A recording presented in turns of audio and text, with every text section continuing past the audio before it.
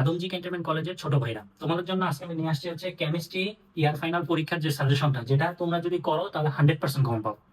ধরো আমাদের এখানে আছে গুণগত রসায়ন, পরিমাণগত রসায়ন, মৌলের পর্যাবৃত্ত ধর্ম, রাসায়নিক পরিবর্তন ও কর্মমুখী রসায়ন। এখন এখান থেকে অনেক টপিক, এই টপিকগুলোর ভিতরে কোন টপিকগুলো পড়লে তুমি 100% কমন পাবা?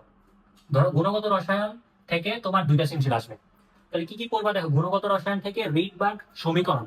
আচ্ছা, আমাদের এখান থেকে ল্যামডা নির্ণয়ের যে ম্যাথগুলো আছে, তরঙ্গ দৈর্ঘ্য 1/λ = RH 1/n1² - 1/n2², এবং এই সূত্রটা দিয়ে ল্যামডা বের করার পরে আমাদের বর্ণটা কেমন হবে, এবং সেই বর্ণনা এসে চিকিৎসা ক্ষেত্রে ব্যবহার করা যাবে নাকি, তারপরে হচ্ছে জাল পাসপোর্ট, জাল টাকা শনাক্তকরণে ব্যবহার করা যাবে নাকি, এই কোশ্চেনগুলো তোমার পরীক্ষায় আসতে পারে। তারপরে হচ্ছে ইলেকট্রন স্থানান্তরের নির্গত শক্তি বা শোষিত শক্তি Hc/λ, এবং বিভিন্ন কক্ষপথের শক্তি নির্ণয়ের সূত্র যেটা আছে সেটা দিয়ে আসতে পারে, ব্যাসার্ধ নির্ণয় অথবা আবর্তনকাল, এই জিনিসটা আসতে পারে। তারপর হচ্ছে কোয়ান্টাম সংখ্যার মাধ্যমে ইলেকট্রন ও অরবিটাল সংখ্যা নির্ণয়, কোয়ান্টাম সংখ্যার মাধ্যমে ইলেকট্রন এবং অরবিটাল সংখ্যা নির্ণয়, এটা তোমার পরীক্ষায় আসতে পারে। তাহলে এই টপিকটা পড়লে তুমি একটা সৃজনশীল পাবা। যাদের সবগুলো চ্যাপ্টার কমপ্লিট হয়নি, তার নির্দিষ্ট সিকিউ মানে 5টা সৃজনশীল অ্যান্সার করতে হবে, যার কারণে 5টা সৃজনশীল পড়া যায়, এরকম 5টা টপিক পড়ে যাবা, তাহলে দেখবা 5টা সৃজনশীল অ্যান্সার করতে পারো। আচ্ছা, আমরা যদি সিকিউ নাম্বার 2 দেখি, দেখো 2 নাম্বার সিকিউতে আসতে পারে কেএসপি নির্ণয় করো, কেআইপি নির্ণয় করো, অথবা দ্রাব্যতা নির্ণয় করো, দ্রাব্যতা গুণফল, আয়নিক গুণফল, অথবা দ্রাব্যতা নির্ণয় করো। এবং কেএসপি এবং কেআইপি তুলনা করে অদক্ষেপ পড়বে না, খুবই ইম্পর্টেন্ট একটা কোশ্চেন, এটা অনেক বোর্ডে আসছে, অদক্ষেপ পড়বে কিনা। তারপরে হচ্ছে এই কেএসপি কেআইপির সাথে সময়ের প্রভাবের একটা প্রভাব আছে, সেটা একটু পড়ে যেতে পারে। তারপরে এটার সাথে তোমাদের ক্লাস দিয়ে দিতে পারে যে তোমার এই আইনগুলো শনাক্ত করো, এইখানে যে আইনগুলো লিখছি সেই আইনগুলো ভালো করে পড়ে যাবে, তাহলে কমন পাবো। তারপরে দেখো পরিমাণগত রসায়ন।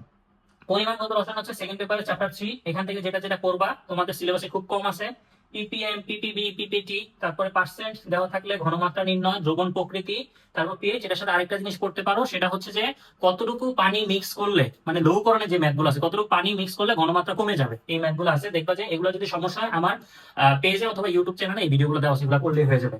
তারপর হচ্ছে মৌলের পর্যাবৃত্ত ধর্মের প্রচুর টপিক, এখানে সব টপিক পড়া দরকার নাই, চ্যাপ্টার তোমার হচ্ছে সিকিউ 3 আর 4 এর জন্য এটা আসতে পারে। দেখো, সবার প্রথম পড়ো পর্যাবৃত্ত ধর্ম। পর্যাবৃত্ত ধর্মের ভিতরে কি আছে? আয়নীকরণ শক্তি, তারপরে হচ্ছে তড়িৎ ঋণাত্মকতা, ইলেকট্রন আসক্তি, তারপরে এই যে জিনিসগুলো আছে এটা হচ্ছে পর্যাবৃত্ত ধর্ম। তারপরে পড়বা রঙিন যৌগ, তারপরে বলবা কি জটিল যৌগ। এই রঙিন যৌগ হচ্ছে ডি ব্লক মৌলের অবস্থান্তর মৌল যারা, এবং জটিল যৌগ সেম। যৌগ, জটিল যৌগ দিয়ে মাঝে মাঝে একটা কোশ্চেন আসে যে এটা হচ্ছে প্যারাম্যাগনেটিক নাকি ডাইম্যাগনেটিক, এটা ভালো করে পড়বা, জোর বেজোরের সম্পর্ক আছে। তারপরে হচ্ছে 4 নাম্বার সিকিউতে আসতে পারে তোমার এই চ্যাপ্টার থেকে সংকরণ। বেশিরভাগ কোশ্চেনে দেখা যাচ্ছে এসপি থেকে সংকরণটা আসে, এবং সংকর কোনটা আসে, লন পেয়ার বন পেয়ারের সম্পর্কটা ভালো করে পড়বা। হাইড্রোজেন বন্ধন পড়তে পারো, পানি কেন তরল, কার্বন ডাইঅক্সাইড কেন কঠিন, এরকম বিভিন্ন তুলনা দিতে পারে। তারপরে হচ্ছে ফাজারের নীতি থেকে যেটা পড়বা, সমযোজী আয়নিক, তারপরে হচ্ছে আয়নিক বৈশিষ্ট্য, সমযোজী বৈশিষ্ট্য, গলনাঙ্ক, স্ফুটনাঙ্ক, দ্রবণ, এটা ফাজারের নীতি থেকে আসতে পারে। রাসায়নিক পরিবর্তন যেটা আছে এই চ্যাপ্টার থেকে দুইটা সৃজনশীল আসবে, সেটা হচ্ছে একটা হচ্ছে তোমার সক্রিয়ণ শক্তি নির্ণয়, তারপর লগ K2/K1, তারপরে হচ্ছে কেপি কেসি ম্যাথ, তারপর লাসাতেলিয়ার নীতির তাপমাত্রা, ঘনমাত্রা ও আয়নের প্রভাব। এটা যদি আমরা আয়তনের প্রভাব যদি দেখতে পাই, একটা সৃজনশীল অ্যান্সার দিতে পারবো। তবে একটা সৃজনশীল আসতে পারে পিএইচ নির্ণয় করো, মিশ্রণের পিএইচ নির্ণয় করো, অথবা বাফার দৌড়ের পিএইচ নির্ণয় করো, বাফার ক্রিয়া ব্যাখ্যা করো, তারপরে হচ্ছে ক্রিয়া কৌশল। তারপরে হচ্ছে আরেকটা লাস্ট একটা জিনিস আসতে পারে যে দুইটা জ্বালানি দিবে, তাদের ডেলএইচ বের করার পরে কোনটি বেশি ভালো জ্বালানি হিসেবে কাজ করে, মিথেন ইথেন দেওয়া থাকতে পারে, সেটা আসতে পারে। আর কর্মমুখী রসায়ন থেকে যেটা আসতে পারে সেটা হচ্ছে ভিনেগার তৈরি এবং ভিনেগার কৌশল, এটা তো দেখছো মারাত্মক লেভেলে ইম্পর্টেন্ট। এটার সাথে যেটা পড়বা আদমজির জন্য, সেটা হচ্ছে গ্লাস এবং টয়লেট ক্লিনার তৈরি করা এবং তার কৌশল।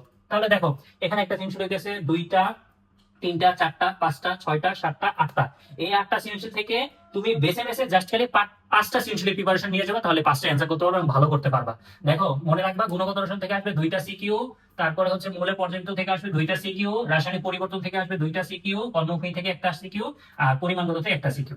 সো তোমাদের যেই চ্যাপ্টার গুলো হয়নি বা বাকি আছে, সেগুলো হচ্ছে তোমাদের স্কিপ করে যেখান থেকে 5টা সৃজনশীল করা যায় এরকম গুলা পড়ে যাবা, এবং যদি কোনো ক্লাসে সমস্যা থাকে তাহলে আমার ইউটিউব চ্যানেলে এই ক্লাসগুলো দেওয়া আছে, তোমরা করে ফেলতে পারবা। এখান থেকে করলে, যেমন আমি হায়ার ম্যাথ যখন সাজেশন দিয়েছিলাম, হায়ার ম্যাথে 100% কমন পড়ছে এবং ম্যাথ সহকারে কমন পড়ছে। তোমরা কেমিস্ট্রিটাও করে দেখো, ইনশাল্লাহ কমন পড়বে। অবশ্যই আমার পেজটার সাথে থাকবা এবং তোমার বন্ধুদের মাঝে এটা শেয়ার করে দাও, যাতে পরবর্তী ফিজিক্স পরীক্ষা সাজেশন ফুল পেতে পারো।